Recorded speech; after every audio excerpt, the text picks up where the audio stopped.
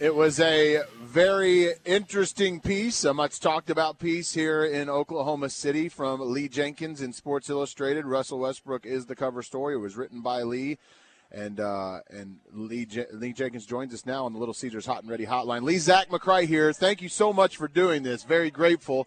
And I'm just wondering, the most eye-opening thing that you learned while covering Russell Westbrook was what? Probably this notion, thanks for having me, first of all, and thanks for the kind words, but probably this notion that he kind of watched video of his own reactions and outbursts, his own sort of body language on the floor, which can obviously be infectious for good and for bad, and, kind of the ways that he's sort of trying to challenge that incredible energy. I mean, it's such a powerful tool that he has for them, that spirit, that passion he plays with. And I think kind of the self-awareness of understanding that when that energy can be used in such incredibly positive ways for himself, for teammates, and if he's not careful, it can also sort of isolate himself. In what ways, at the expense of potentially giving up some of your article, which I know you want people to read at SI.com, in what ways do you think Russell Westbrook is misunderstood?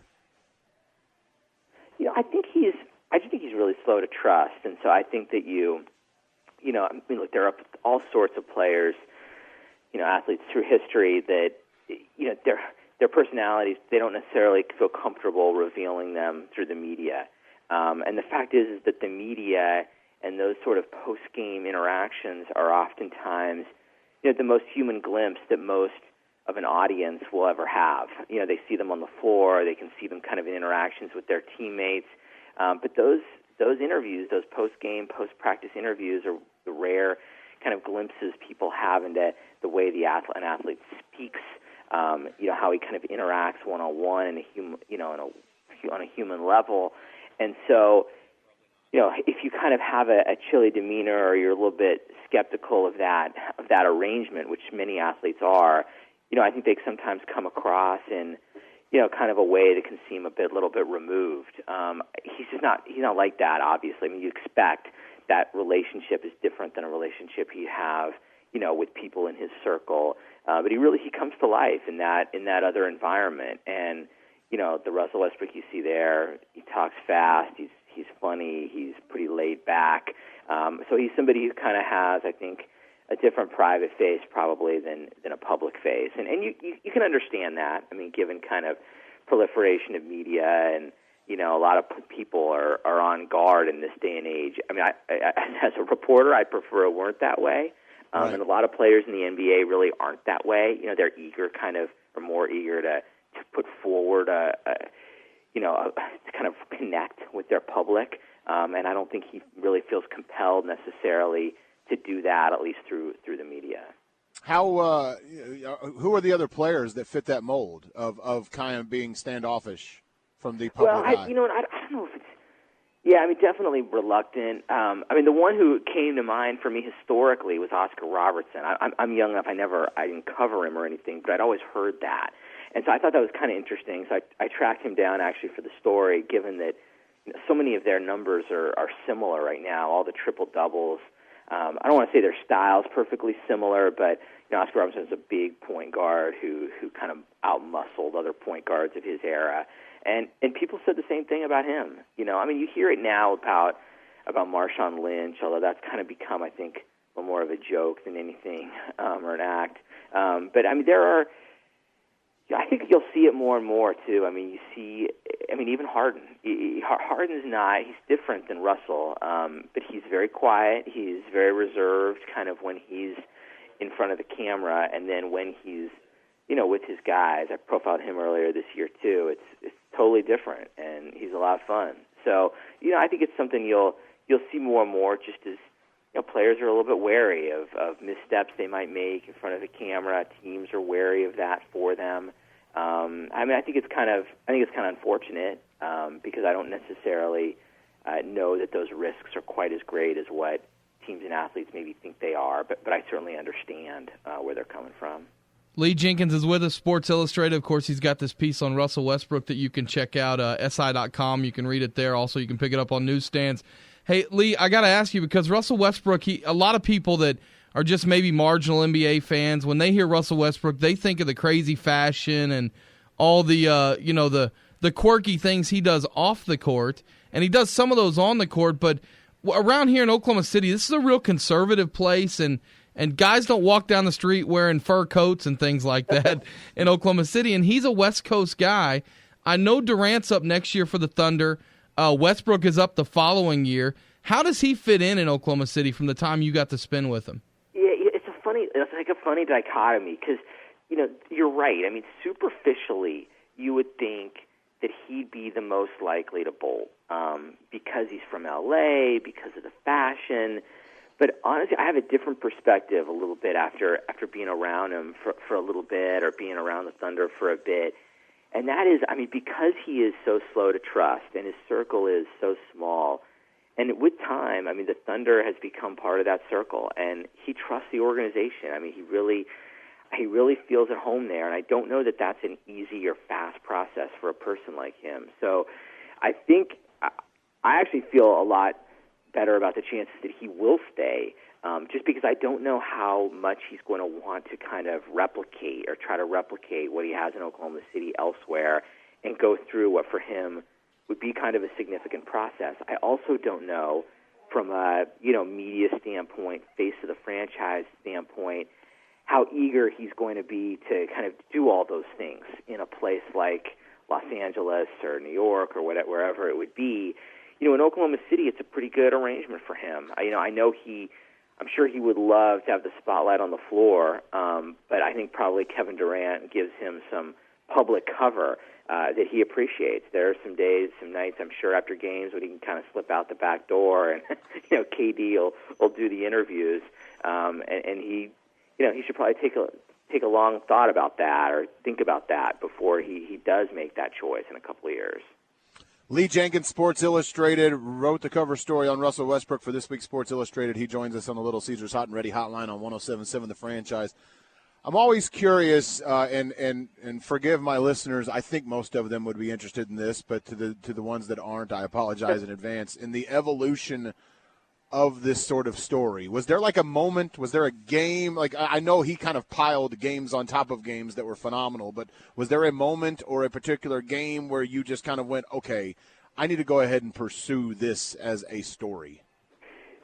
I'm an all second half, really. The way like stories like this come up so organically, it's like somebody's just playing great, And right. But do you remember the actual moment? Like, was there a tangible moment, I guess, if I'm asking? It was just in the midst of that whole run. You're right. Realizing this is almost negligent.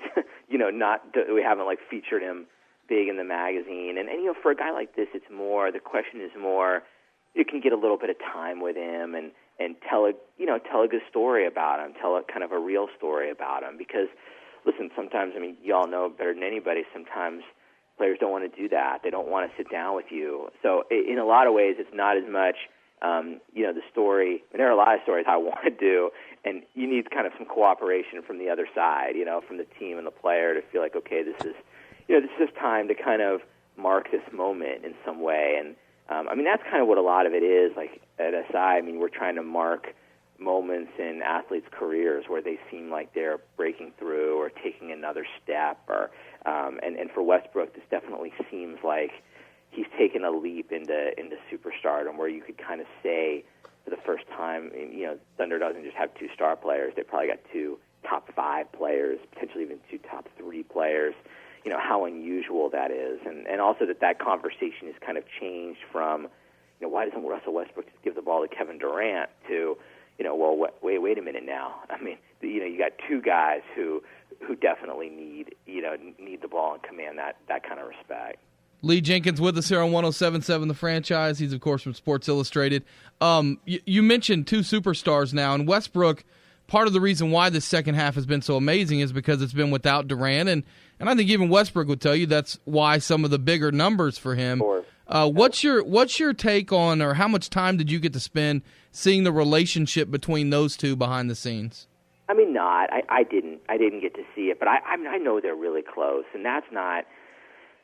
I don't think that's really going to determine what happens there in the next couple of years. I don't think that their personal relationship will. I mean, just like Dwayne Wade and LeBron, I think they're always going to be very friendly. I think they'll be tight. It's more going to be about, the professional relationship, I think, and the way they're able to kind of establish harmony on the court. And they've established harmony. It's just a matter of, is it going to be good enough? Are they going to be able to look at themselves, each other, after 5 years together and say, either it resulted in a championship or we can be fairly confident that it will very soon? Or is it going to be the kind of situation where they say, look, we tried this and we're always going to be close and, we gave it a really good run and a really good shot and we played really well together, but we want to win titles. And the relationship just didn't, the on-court working relationship just didn't result or maybe won't easily result in titles. And that's something they're both going to have to, obviously KD's going to have to make that decision first, but come to. And that's where it's going to be so interesting. I don't think it'll be personal. I think it'll be, when that day comes, either way, whatever decision they make, I think it'll be more professional. Zach, this whole will KD go home or not, that's all Lee Jenkins' fault. Yeah, right. Yes, I think he's his own man. I think he's his own man on all that. That's a funny thing like that. People talk about will that like start a trend where players want to go to their homes. A lot of guys don't like playing at home. I mean, really. Like I remember talking to Chris Bosh about that once. Home represents for a lot of players tons of distraction. They really don't want to be there. I mean, it feels like there's more pressure. I mean, just think about all the ticket requests and everything. So, Derrick Rose found a way through that. He has a lot of insulation in Chicago. LeBron liked it. He felt like every game was kind of like a family reunion, and everybody was there, his friends from home. He likes looking up in the arena and seeing all those faces, but not everybody does. And I don't know, I don't know where KD stands on all that, but I think LeBron's relationship with that area is a little bit unique in the NBA, and I just think KD's his own guy. I think he's going to do, what feels right. I don't think anybody makes a decision like that based on, LeBron James did it, so it must be cool.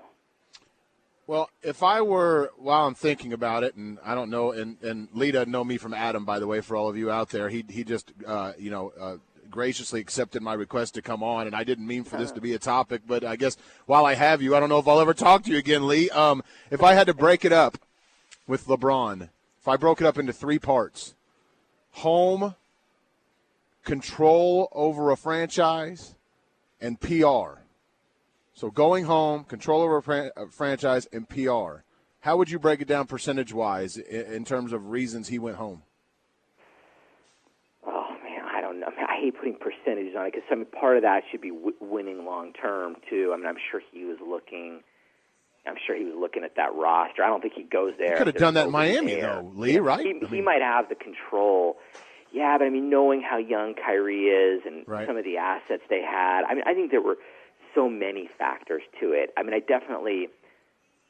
wouldn't put in the phrase PR so much as, understanding what it would mean for his sort of, I hate that word, but legacy and, to win a title at home. Image. Understanding the math of that you could win a few in Miami. If you win one in Cleveland, what that would mean. I'm sure those things entered his head. And I didn't talk to him about all of that, at the time. But I definitely think the home part is real. I think he's sentimental about it. And one thing I did afterward is I kind of went through and just looked at all the breadcrumbs he dropped over the years. It was amazing. Going back to the first year in Miami, you could tell he was a little bit wistful about the decision. And I'm sure part of it was just kind of hating that backlash. I think there are some players who really don't care what the public thinks. They don't really care how they're perceived. And LeBron's not one of them. He did care. And I think that he sort of wanted to right that a little bit. And I definitely don't think he regretted the decision. He learned a ton. In a lot of ways, he learned how to be a champion, how to win big in those years in Miami. And then he sort of took it back to where he felt needed it most, which was his hometown team. Last one I got on this, and Lee Jenkins with us, Sports Illustrated.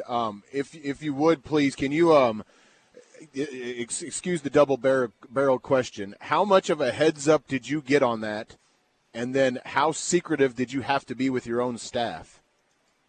Yeah, I mean, I knew not 24 hours, but close. I knew the day before. So it was all like kind of thrown together in, maybe 6 hours or something. And then, we held it for the following morning. So I had kind of one editor I was in touch with. I didn't really tell him exactly what was going on, but I think he knew that it wasn't Gordon Hayward I was working on. So it would have been, that night before I was kind of letting my main editor, Chris Stone, know, and then he was able to relay the message pretty close to the time that it went on our site. So it was definitely a traumatic and strange day, and I'm sure one I'll never really have again. Do you get tired of those questions? No. I mean, it was, trust me, it was a crazy thing and an unnatural thing. Is that as a journalist, you're taught to something, you go with it and you put it out there, and it was weird because everybody's looking. We want this answer to this one question, and you have it. But I kind of made an arrangement with LeBron and his team that, I thought this might be a way that they'd like to handle it. And I thought for us it would, answer two big questions, which was where's he going and why. And to be honest, that was kind of at the beginning, like the impetus. I just wanted to get his voice and kind of why he was doing what he was doing. And then the fact that it kind of went the way it went was, I suppose, an added bonus. But, and they, look, I mean, it wouldn't really mean much if they didn't get it together this season, I suppose, because they, looking at how badly they were struggling and how quickly they've turned it around, I mean, it just shows things change so quickly in this league. It's like now they're probably the front runner in the East. 10-foot. Well, congratulations with that, and great job with the Russell Westbrook piece. I know a lot of people around here enjoyed it thoroughly, as did we. And thank you so much. We're very grateful for you spending some time. Continued success. Oh, thanks so much, and thanks for having me.